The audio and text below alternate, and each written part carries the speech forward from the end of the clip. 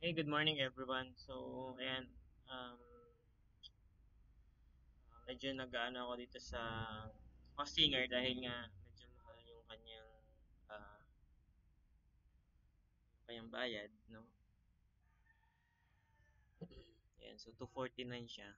Siguro sa final sale natin to gamitin. So, umanap ako ng alternative and nakita ko itong Infinity Play.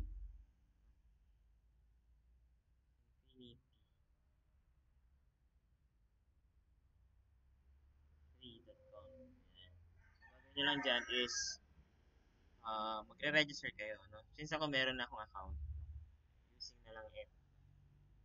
Tandaan nyo lang lagi yung mga ginagamit nating username and password dahil mamaya sobrang dami na ng password na papalak sa atin. No? So dito, pwede kayo mag-create up to 3 websites. Kaya lang, medyo mahirap lang yung uploading, no? Kailangan kayong gumamit ng FileZilla. So yung FileZilla, just type lang dun sa ating sa Google, yung client ang kailangan niya. Kasi dalawang klase ito eh. So, pagka-click niyo yung FileZilla, ayan, yung client yung kailangan niyo to download. So, ito na siya. So, na-install ko na siya sa akin. Ang itsura niya is ganito. Yan. So, mamaya, magagamit natin yan. Ang gawa ng FileZilla is para mai-transfer natin yung files sa websites, na. Ito yung gagamitin natin. So, yan. Meron akong isang website dito which is jareninsta007.42web.io. So, pwede kayong mag-create. Piliin nyo lang yung 0. Tapos, paharap kayo ng subdomain. Then, sundan-sundan nyo lang hanggang maging done. Since ako meron na, so pag nakagawa na kayo, ganito ang magiging itsura niya. Yan, so, yan, meron kayong mga control panels, file managers, and others.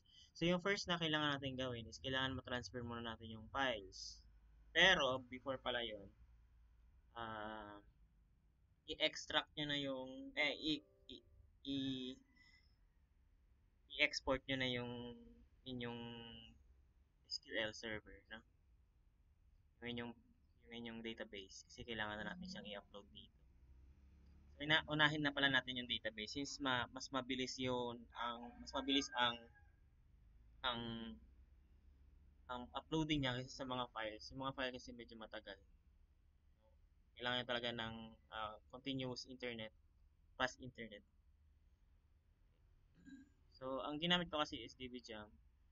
Um, Export lang natin. Click nyo muna yung database bago pa mag-export. Ayan, export. So, makikita nyo yun sa downloads. Ayan na siya. So, tanggalin ko lang yung okay lang yan. Tapos, dito sa ating hostinger, Infinity Free, dala lang kayo ng MySQL database. Pareho lang ang itsura nito doon sa PHP My Admin. No?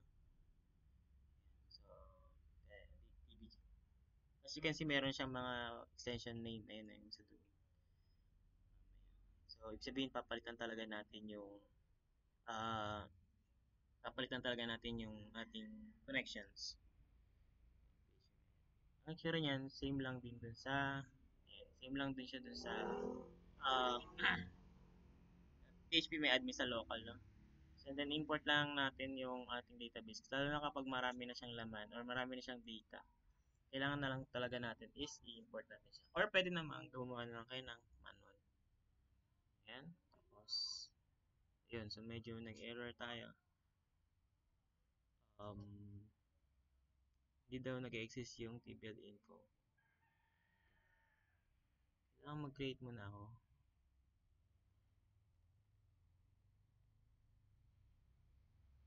Hindi Wait lang. Balik tayo dun sa ano.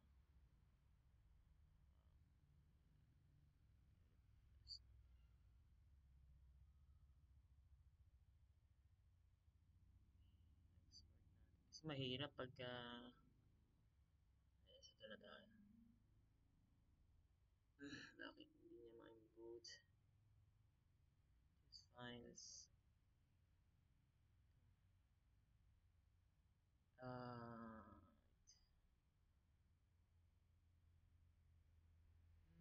create table if not exist table in. Dito nag-exist yung table in. Gawa na lang tayo man.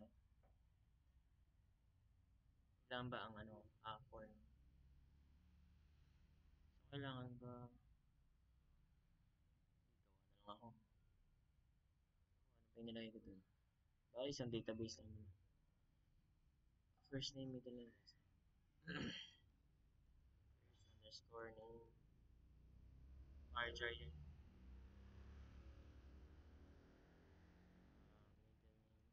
name, last underscore. So, ito yung ano ko to, no? Structure natin. Integer auto-increment yung aking increment, and then inal ko yung primary natin yan. Tapos ang length natin is 200.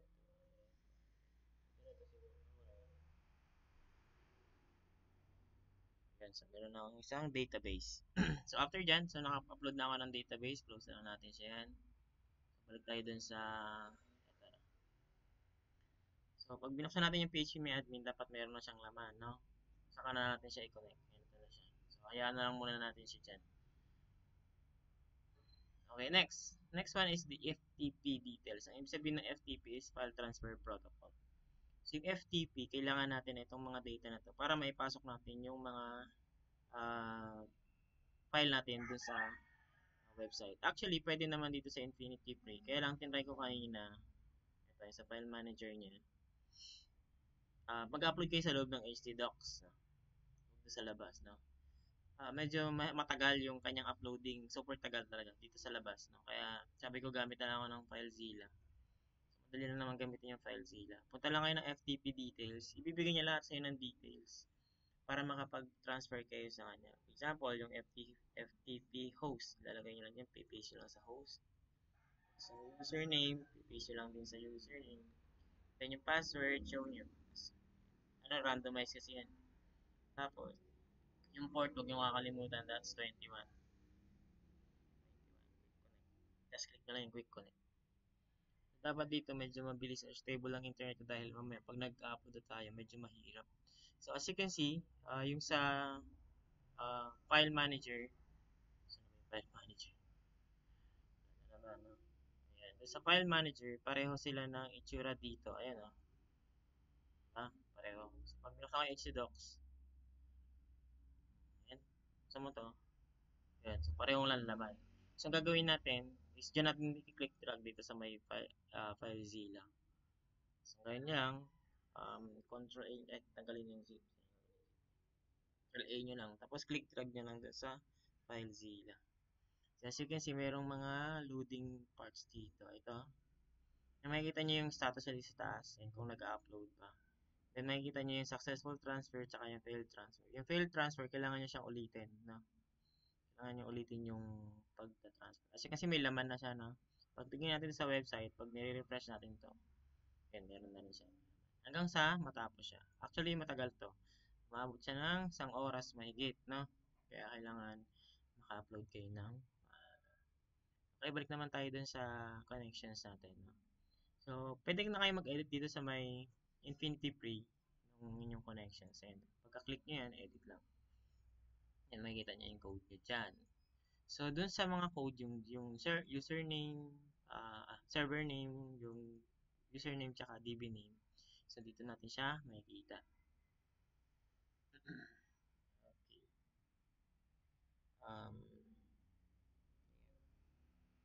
Ito yung ating database name. Ito yung ating database name. Ayan. So, iba na yung database name natin. So, ibig sabihin, yun yung i-paste natin siya dito. Yung root natin, yung password, wala, ayan. Localhost lang din, then root. Okay lang yan. Save lang. So, hintayin na natin makatapos yung uploading ng website. And then, ayan, pwede na natin sintry. And take note pala, na yung uploading natin is magti-take effect lang siya after 72 hours. Ayan. 72 hours pa po siya magti-take effect. So, ano po yung website natin? Punta kayo ng home. Ito na yung website natin. So, Pwede nyo na siyang buksan yan, kaya lang, for sure wala pa siyang laman dahil, ayan, currently uploading pa rin yung ating website. Okay, so ito yung papasa sa akin, yung URL domain.